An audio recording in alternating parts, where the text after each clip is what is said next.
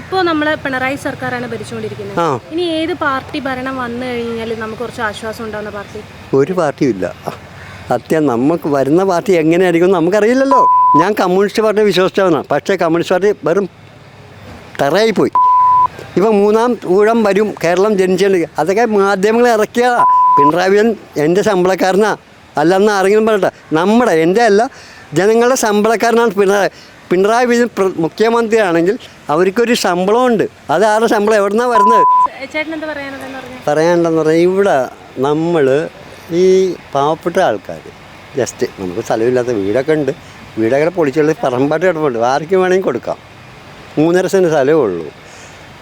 ഞങ്ങൾ ജോലി ചെയ്ത് ജീവിക്കുന്ന ആൾക്കാരാണ്. ഞാനടക്കം ഒരേപോലെ ആൾക്കാരാണ്. എല്ലാവരും ഫുട്പാത്തിൽ കിടക്കുന്ന ആൾക്കാരെല്ലാം കള്ളന്മാരും കൊള്ളക്കാരും ഒന്നും അല്ല, മനസ്സിലായോ? പിന്നെ കുറേ ഇവിടെ സ്ലീപ്പർമാരെന്ന പെണ്ണുങ്ങൾ ആക്ഷേപിക്കുന്ന ഒരു പരമുണ്ട്. എന്നെ അല്ല കേട്ടോ, എന്നെ കാണുമ്പോൾ മിണ്ടൂല. അയ്യോ കാര്യം ഞാൻ വെറും ഇങ്ങനെ ഡീസൻ്റ് കൊണ്ടാണ് ഞാൻ പണിയെടുക്കും. പക്ഷേ നിവർത്തിയില്ലാത്ത കേട് കൊണ്ടാണ് ഇവിടെ വന്ന് കിടക്കുന്നത്. പക്ഷേ ഈ ഇത്തരം വൃത്തികേടാക്കി സർക്കാർ ഈ കോർപ്പറേഷൻകാർ കാശ് കൊടുക്കുന്നുണ്ട്. എന്തുകൊണ്ട് അവർ ക്ലീൻ ചെയ്യുന്നില്ല?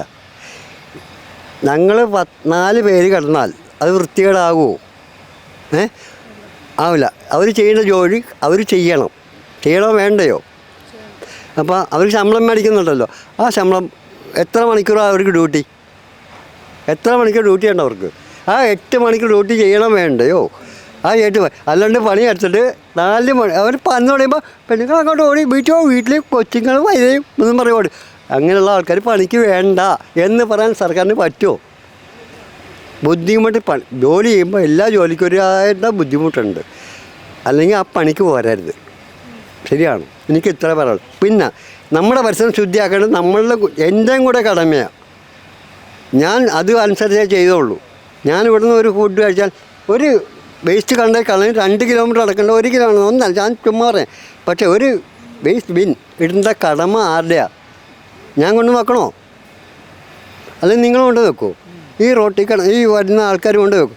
ഇന്ന് നോൻപ് ഇറക്കുന്ന ദിവസം വേസ്റ്റ് കൂടുതൽ. കാര്യം ഒരുപാട് കപ്പിൾസും അവിടെയൊക്കെ വരും. ഇവിടെ ജസ്റ്റ് അവർ എൻജോയ് ചെയ്യാൻ വരുമ്പോൾ ഒരു വേസ്റ്റ് ബിൻ എവിടെയെങ്കിലും ഒരു 5-6 ഇവിടെ വെക്കണം.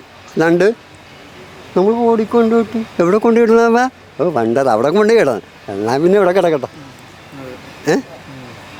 അതാണോ? ആരെ തെറ്റെന്നാ പറയുന്നത്? ഇവിടെ ജോലി ചെയ്യുന്നവരുടെ ആണോ അല്ലെ സർക്കാരിൻ്റെ? സർക്കാരും ജോലി ചെയ്യുന്ന ആൾക്കാരുടെയും. ജനങ്ങളാണ് സർക്കാർ. ശരിയാണോ ഇല്ലയോ? സത്യം നിങ്ങൾ പറയണം. സർക്കാർ ആരാ? പറയ് സർക്കാർ ആരാ?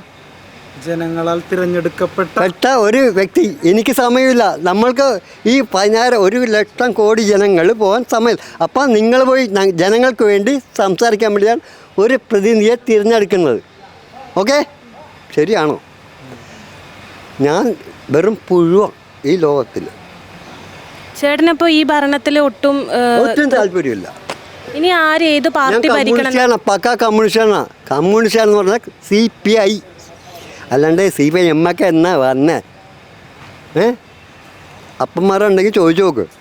കമ്മ്യൂണിസ്റ്റുകാരുടെ പോലെ ചരിത്രം എഴുതാൻ ഒരു പാർട്ടിക്കും ഇല്ല. BJPക്കും ഇല്ല, ഒരു പാർട്ടിക്കും ഇല്ല. ശരിയാണോ?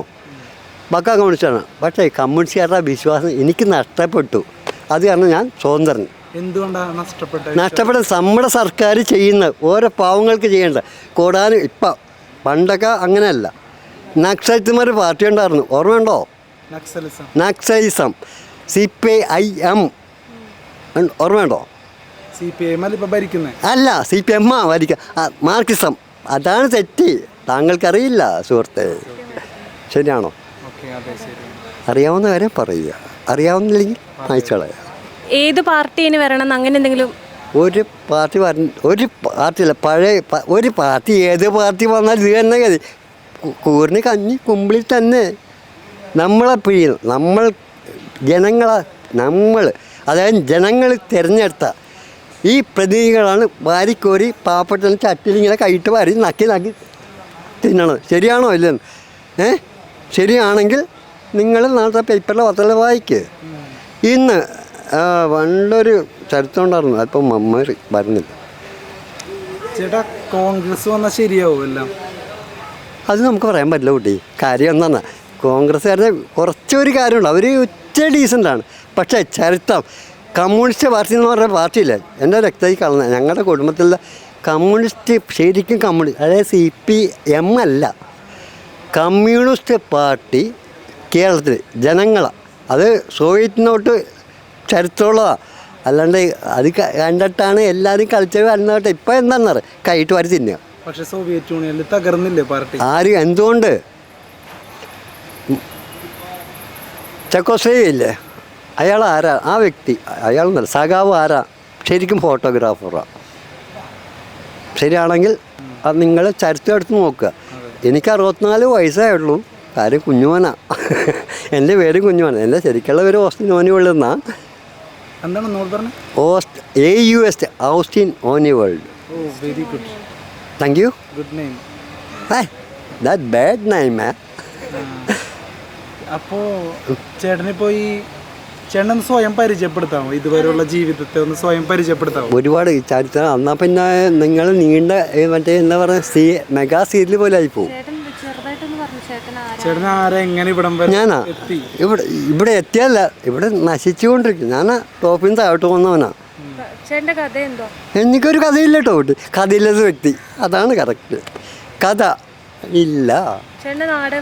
തോക്കുംപടി എന്ന് പറയും. മാക്സി, KJ മാക്സി എൻ്റെ ക്ലാസ്മേറ്റാണ്. സഖാവ് KJ മാക്സി എൻ്റെ ക്ലാസ്മേറ്റാണ്. MLA. ദർബാർ ഹാളിൽ എന്താ? എനിക്കാ ഇവിടെ ഇപ്പം നിങ്ങൾക്കെന്താ ഇവിടെ കാര്യം? ഞങ്ങള് കേരളത്തിൻ്റെ നല്ല കാര്യം. അപ്പോഴേ ഇവിടെ കിടക്കുന്ന ആൾക്കാരില്ലേ, അതിലൊരു വ്യക്തിയാണ് ഞാൻ.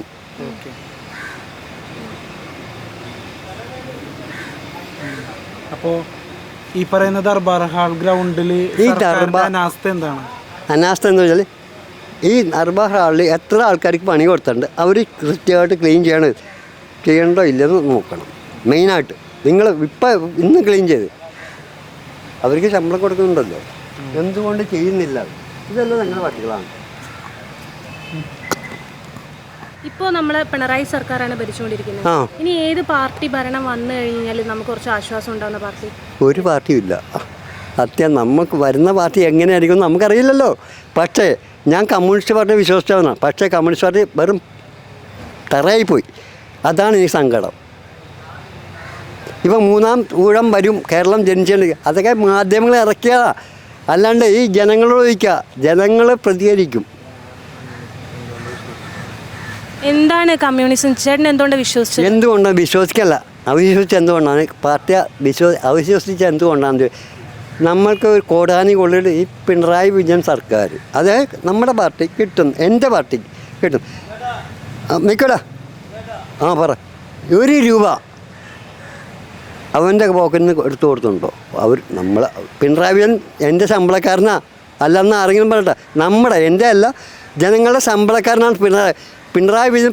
മുഖ്യമന്ത്രിയാണെങ്കിൽ അവർക്കൊരു ശമ്പളമുണ്ട്. അത് ആരുടെ ശമ്പളം എവിടുന്നാണ് വരുന്നത് ആർക്കെങ്കിലും അറിയോ?